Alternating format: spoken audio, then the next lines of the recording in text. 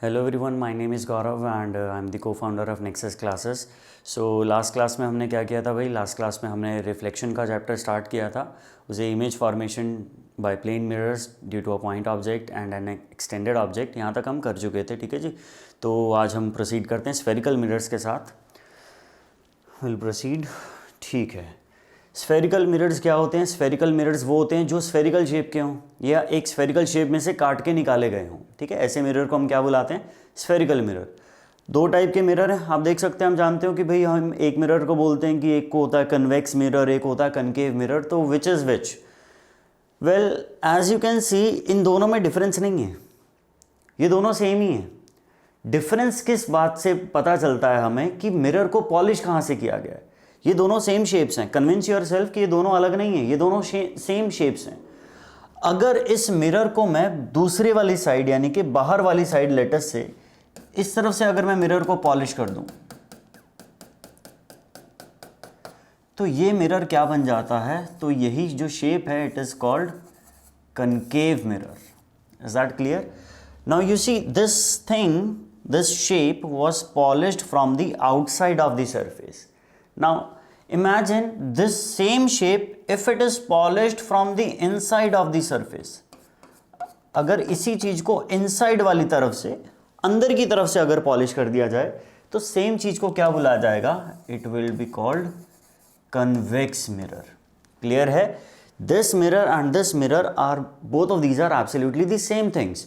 The difference only comes from the fact कि कहाँ से किस चीज़ को पॉलिश किया गया है। अगर बाहर से पॉलिश किया तो क्या बुलाएंगे? कनकेव। अंदर से पॉलिश किया तो उसे क्या बुलाएंगे भाई? कन्वेक्स। ठीक है जी। इसी के रिगार्डिंग और चीज़ें देखते हैं हम लोग। अब हर एक मिरर के लिए ना कुछ एक इम्पॉर्टेंट टर्म्स होती हैं, तो इम्पॉर्टेंट टर्म्स की तरफ चलते हैं हम लोग। अगर आप इस पॉइंट को देखेंगे ध्यान से, ज्योमेट्रिकली ये पॉइंट क्या है? सेंटर पे आता है। तो geometrical centre of the mirror जो होता है उसे क्या बुलाते हैं हम? That is always called the pole of the mirror. Is that clear? Pole क्या है? Geometrical centre. जो एकदम सेंटर वाला पॉइंट होगा उसे क्या बुला देंगे भाई? हम पोल बुलाएंगे। क्लियर है क्या? ठीक है। ये जो वाइट लाइन जो पोल में से पास कर रही है और सॉर्ट ऑफ परपेंडिकुलर है स्फेरिकल मिरर के, इस लाइन को हम क्या बुलाते हैं बेटा? Principal axis. This line is called principal axis. ये सिर्फ टर्मिनोलॉजी है, यानी कि अलग अलग वर्ड्स हैं, अलग अलग नेम्स हैं। उन नेम्स का क्या सिग्निफिकेंस है, क्या मतलब है, अगर ये हमें पता हो तो इतना इनफ है। क्लियर है क्या? क्योंकि जब लैंग्वेज में यूज़ करी जाएंगी तो ये सीधा बोला जाएगा कि पोल से इतनी दूरी पे रखा गया, प्रिंसिपल एक्सिस से इतना ऊपर ऑब्जेक्ट रखा गया। तो अगर हमें मतलब ही नहीं पता होगा तो हम उन चीज़ों को सॉल्व नहीं कर पाएंगे। तो बेसिक टर्म्स जो हैं वो हमारे माइंड में एकदम क्लियर होनी चाहिए कि प्रिंसिपल एक्सिस मतलब वो सेंटर वाली लाइन, पोल मतलब वो सेंटर वाला पॉइंट। ये चीज़ अगर हमें क्लियर है तो हम चैप्टर को बहुत आसानी से सॉल्व कर सकते हैं। Right, will proceed now. ये जो मिरर है ये है एक स्फीयर से काटा गया है, बिल्कुल। ठीक है जी। इसको अलग से करते हैं। देखो जी, चीज़ को समझें। मान लो कि मिरर ड्रॉ करते हैं। ये हमारा कनकेव मिरर है, राइट। बाहर से पॉलिश्ड है तो एक ऐसा मिरर है, कनकेव मिरर है। अब ऐसा माना जा सकता है ना यार कि ये एक बहुत बड़े स्फीयर का पार्ट था। ऐसा मान सकते हैं हम कि this whole mirror is actually a part of a sphere. इस स्फीयर में से जब मैंने इसे काट के रिमूव कर लिया तो इतना हिस्सा क्या बन गया? इतना हिस्सा जो है वो मिरर बन जाएगा भाई। ठीक है, इतनी बात अपने को समझ में आती है। लेकिन जिस इमेजिनरी स्फीयर का कभी अगर ये पार्ट होता था तो स्फीयर का सेंटर भी तो होगा, है कि नहीं?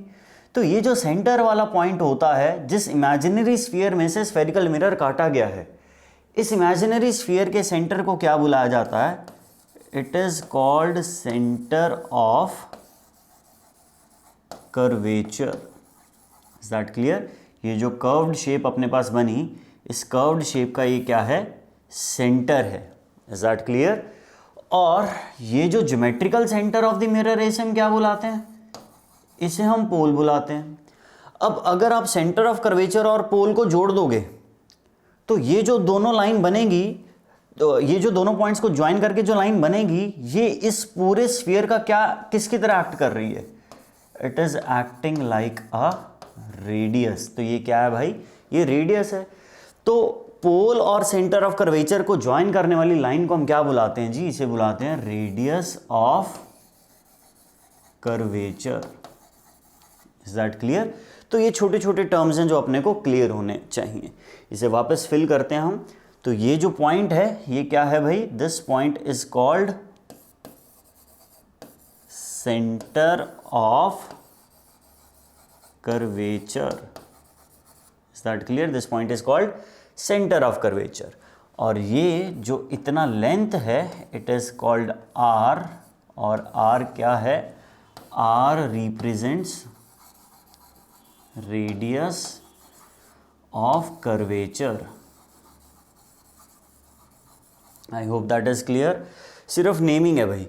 अब देख, रेडियस ऑफ कर्वेचर को ही यानी कि पोल और सेंटर ऑफ कर्वेचर वाली लाइन को ही दोनों तरफ एक्सटेंड कर दो तो ये क्या बन जाती है, तो ये प्रिंसिपल एक्सिस बन जाती है।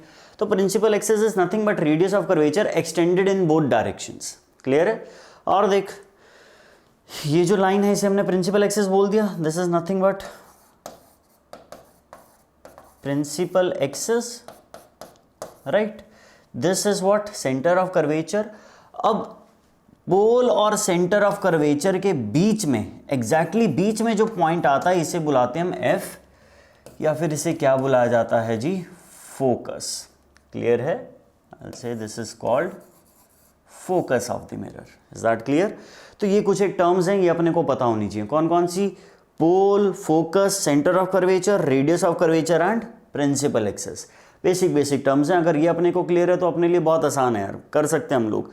फोकस के बारे में थोड़ा सा और हम सीखते हैं।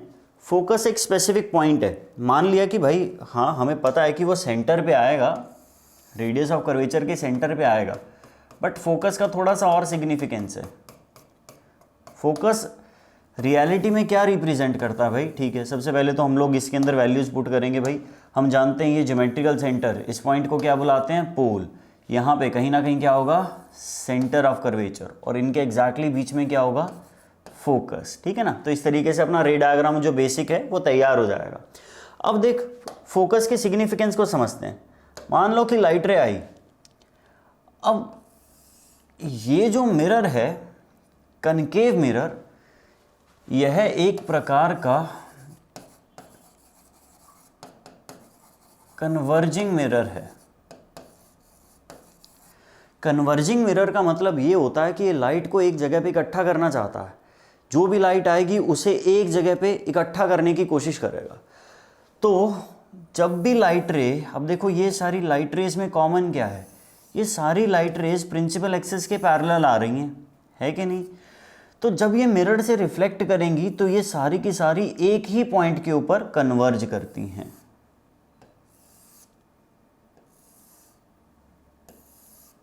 Is that clear?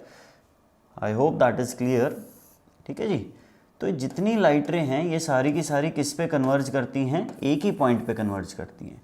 और रियलिटी में यही फोकस है, यही सिग्निफिकेंस है किसका, फोकस का। Is that clear? फोकस वो पॉइंट है जहां पे light rays coming parallel to the principal axis meet after reflection.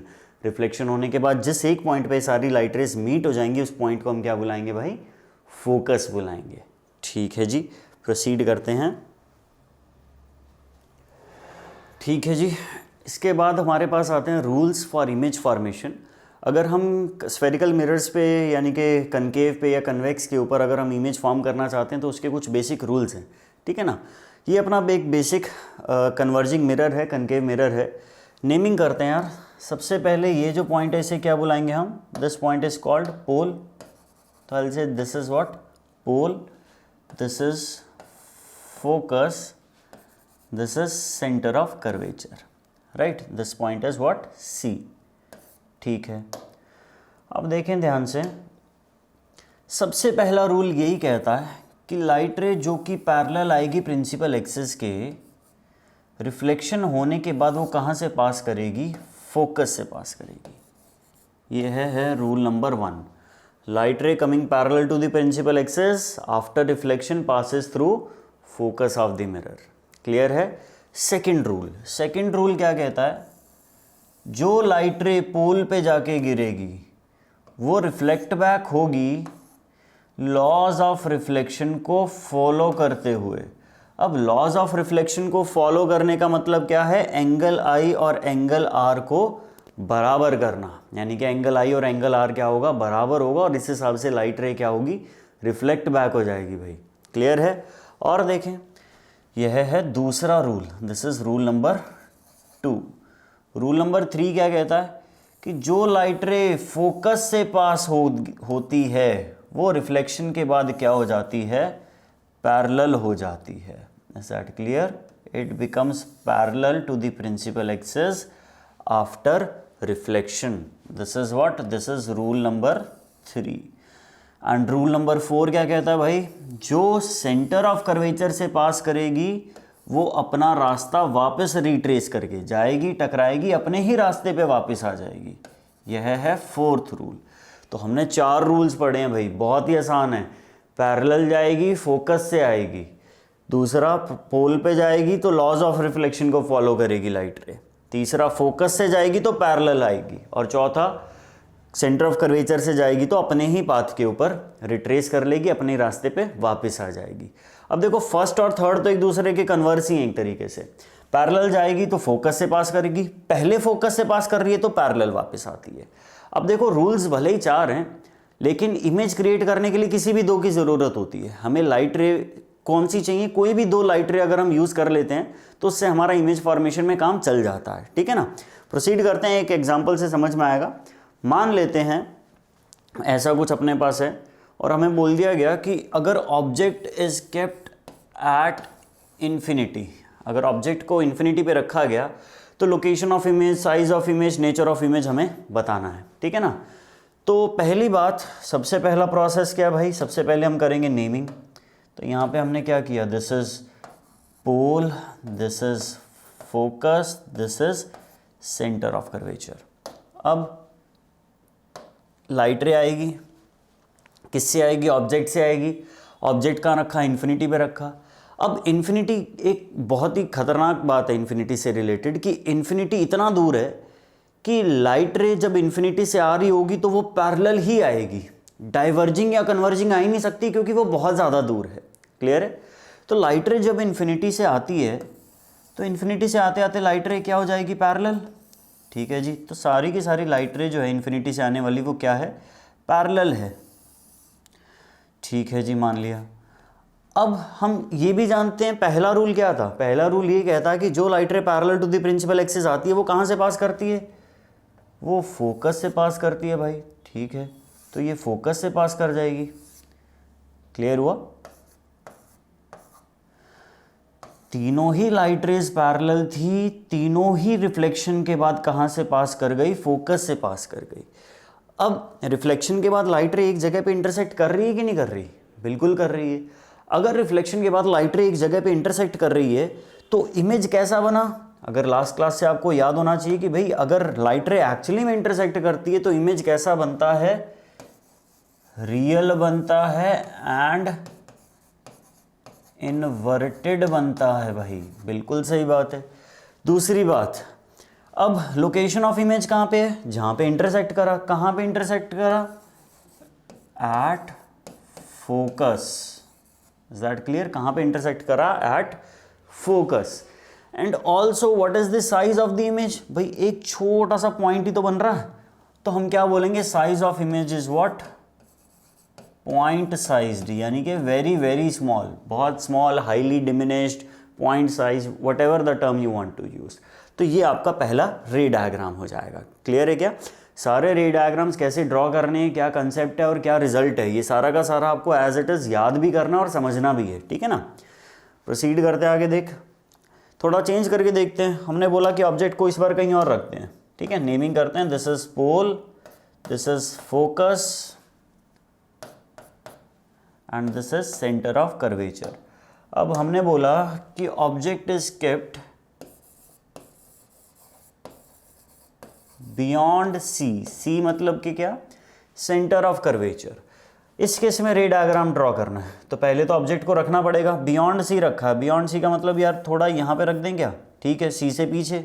सी से पीछे ऑब्जेक्ट रख दिया। अब सी से पीछे ऑब्जेक्ट रख दिया तो रे डायग्राम ड्रॉ करते हैं। सबसे पहले देखो 4 रूल्स पढ़े हैं, 4 में से कोई भी 2 रूल्स लगाएंगे और इमेज क्रिएट करेंगे हम लोग। जैसे कि पहला रूल क्या था, पैरेलल लाइट रे कहाँ से पास करेगी, फोकस से पास करेगी, ठीक है। तीसरा रूल क्या था, जो फोकस से पास करेगी वो रिफ्लेक्शन के बाद क्या हो जाएगी, पैरेलल हो जाएगी। क्लियर है? तो this becomes parallel after reflection, ठीक है।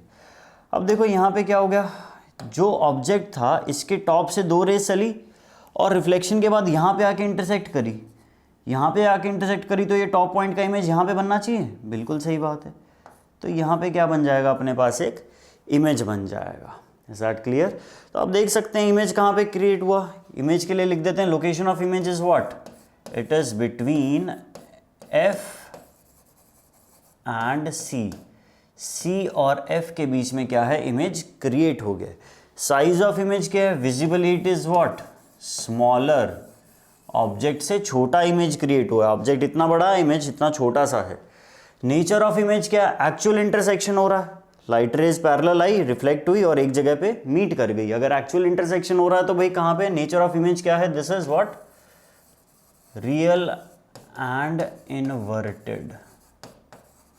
क्लियर है क्या? ठीक है, प्रोसीड करते हैं अगले रे डायग्राम की तरफ। अब हमें बोल दिया गया कि भाई यहाँ पे ये क्या है, ये पोल है, ये फोकस है, ये सेंटर ऑफ कर्वेचर है, ठीक है ना। जो नेमिंग है वो हम कर चुके हैं। इसके बाद हमें बोल देते हैं कि ऑब्जेक्ट को कहाँ रखा, इस बार थोड़ा और आगे की तरफ रखते हैं। इस बार ऑब्जेक्ट को सी पे रख के देखते हैं कि क्या होता है। ऑब्जेक्ट को भाई हमने रख दिया सी के ऊपर, ठीक है। फिर से वही तरीका, क्या करेंगे भाई, 2 लाइट रेज अपने को चाहिए, 2 लाइट रेज चलाएंगे, देखेंगे कहाँ पे मीट करती हैं, जहाँ पे मीट करी वहीं पे इमेज बन जाएगा। पहला रूल, लाइट रे going parallel passes through what, passes through focus. Light ray going through focus comes how, comes parallel. Is that clear? Light रे जो कि फोकस से पास करती है वो कैसे वापस आती है भाई, पैरेलल वापस आती है।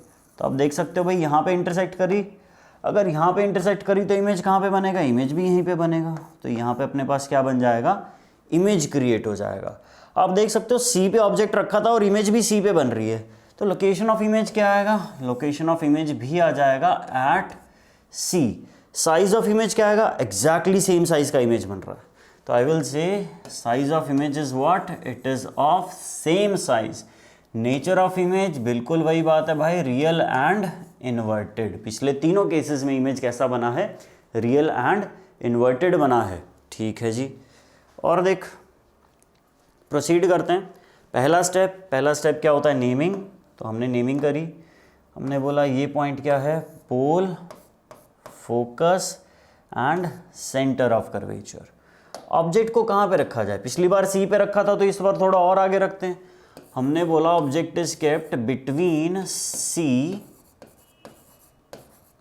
एंड एफ, ठीक है ना। बिटवीन सी एंड एफ यानी कि इन दोनों के बीच में रख दिया कहीं पे ऑब्जेक्ट। अब देखते हैं क्या होता है, ठीक है। लाइट रे जो कि पैरेलल जाएगी कहाँ से, अब तो भाई 50 बार कर लिया हमने, दिस इज पैरेलल। जो फोकस से जाएगी वो कहाँ पे, वो टकराने के बाद पैरेलल, तो यहाँ पे इंटरसेक्ट करेगी, ठीक है। तो इमेज कहाँ पे क्रिएट होगा भाई, इमेज भी यहाँ पे क्रिएट हो जाएगा, बिल्कुल सही है। तो जब object between C and F रखा था तो इमेज कहाँ पे बना, beyond C. Is that clear? तो I will say location of image क्या बनेगा, it will be beyond centre of curvature. Size of image क्या है भाई, ऑब्जेक्ट छोटा है, इमेज बड़ा है, तो size of image is larger than the object. तो I will say it is what, larger. और क्या एक्चुअली इंटरसेक्ट करी है, बिल्कुल एक्चुअली में इंटरसेक्शन हो रहा है, तो nature of image is what, this is real and inverted. Is that clear? आगे प्रोसीड करते हैं भाई अपने पास, ठीक है। सबसे पहला स्टेप क्या होता है, सबसे पहले हम करेंगे naming. This is pole, this is focus, this is centre of curvature. Now इस बार ऑब्जेक्ट को कहाँ पे रखा जाए, पहले सी एंड एफ रखा था और आगे लेके जाते हैं, इस बार रखेंगे एट एफ। फोकस पे हमने ऑब्जेक्ट को रखा, फोकस पे ऑब्जेक्ट को रखा, भाई देखते हैं क्या होता है। ऑब्जेक्ट को रख देते हैं यहाँ पे, तो यहाँ पे किस तरीके से ऑब्जेक्ट रखा हुआ है।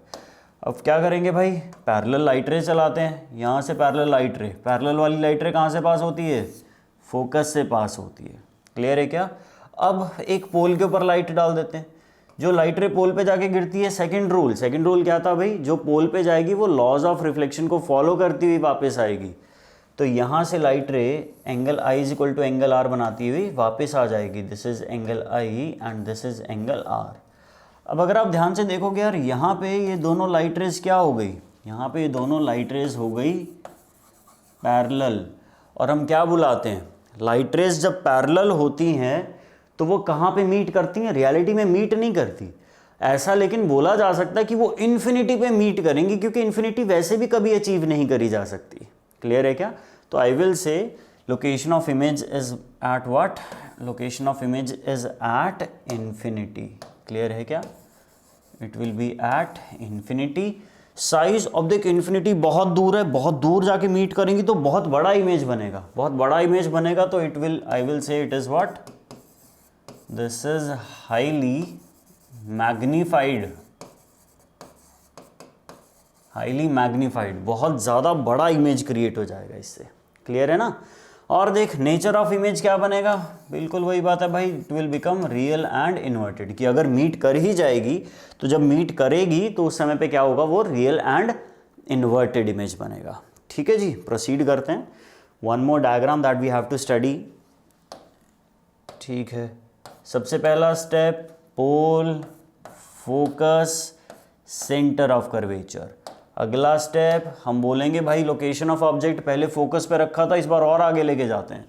तो हमने बोलना है between pole and focus what is location of image. Try करते हैं भाई, between pole and focus object को रखा तो एकदम पास में रख दिया।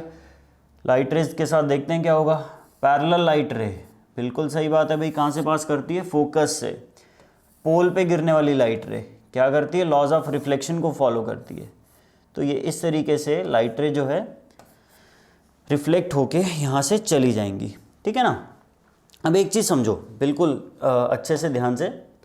मान लो कि कोई इंसान यहाँ से इन रेज को ऑब्जर्व करे, यहाँ से इन रेज को ऑब्जर्व करेगा। अब हम तो जानते हैं, जिस तरह लास्ट क्लास में भी हमने सीखा था कि भाई हमारा माइंड लाइट को कैसे परसीव करता है, कि वो स्ट्रेट लाइन में आ रही है।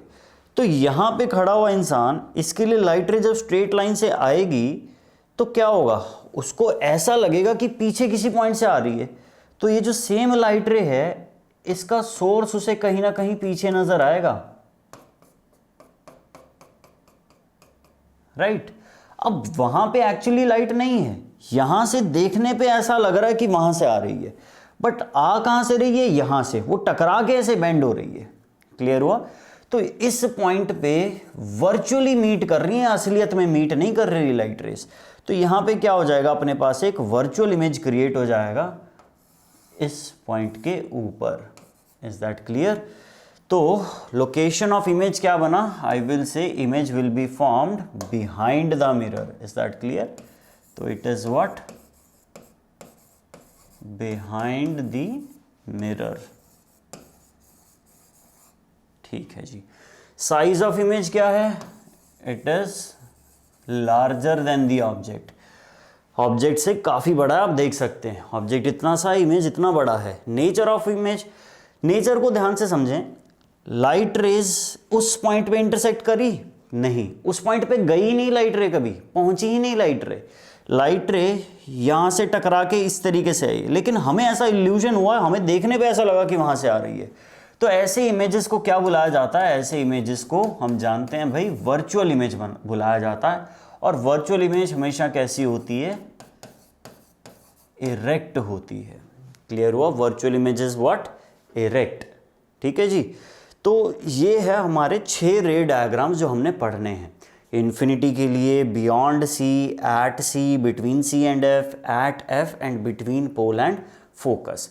तो ये अगर 6 कनकेव मिरर के लिए हमें रे डायग्राम्स आते हैं तो हमारे लिए रे डायग्राम्स जो है वो मोर देन हाफ हमारा डन हो चुका है। क्लियर है। ठीक है जी। आई होप इतना आपको समझ में आया हो। आप रे डायग्राम्स को अच्छे से प्रैक्टिस करें, खुद से ड्रॉ करके देखेंगे, टेबल से इसका रिजल्ट जो है वो एकदम टेबल की तरह बना के देखेंगे तो आपको डेफिनेटली याद हो जाएगा। और make no mistake, ray diagram की खास बात ये है कि अगर जिसको रे डायग्राम्स आते हैं उसको न्यूमेरिकल्स में बहुत हेल्प मिलती है।